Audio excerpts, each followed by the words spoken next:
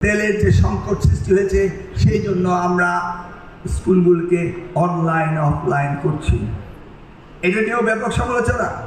আমি স্টেক হোল্ডারদের সাথে বসলাম, মাননীয় প্রধানমন্ত্রীর নির্দেশে প্রায় 700-800 স্কুলের শিক্ষক, প্রধান শিক্ষক, প্রিন্সিপাল, ছাত্রছাত্রী, অভিভাবক সকলের সাথে মতামত দিতে বসে দেখলাম একজনও অনলাইন এডুকেশন চায় না। আমি কি চাই? আমিও চাই না, কিন্তু পৃথিবী চায়।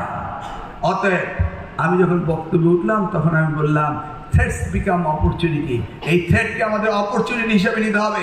এটা করোনাকালীন না যে ছেলেমেয়েরা আনসোশাল হয়ে যাবে।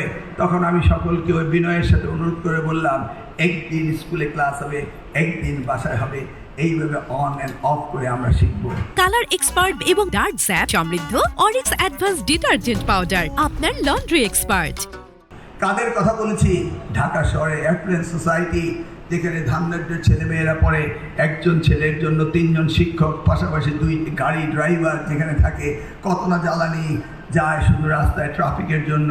ওনারা যদি বলেন যে আমার ছেলে মোবাইল হাতে নিলে, ট্যাব হাতে নিলে বেপথে চলে যাবে, যারা 3 জন করে টিউটর রাখতে পারেন তাদেরকে এই কথা মানায়? আমি তো আপনাদের কথা বলিনি।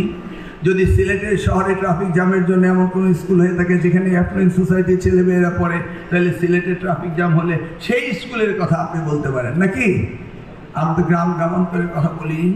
আমি বরিশাল মেট্রোপলিটন সিটি, সেখানে এই অবস্থা নেই। কিন্তু আমাদের মনে রাখতে হবে ডিজিটাল এডুকেশন আমাদেরকে যেতেই হবে। অতএব সেই দিকে আমাদের লক্ষ্য নিয়ে কাজ করতে হবে। প্রিয় শিক্ষকগণ, আপনাদের এই কাজে এগোতেই হবে।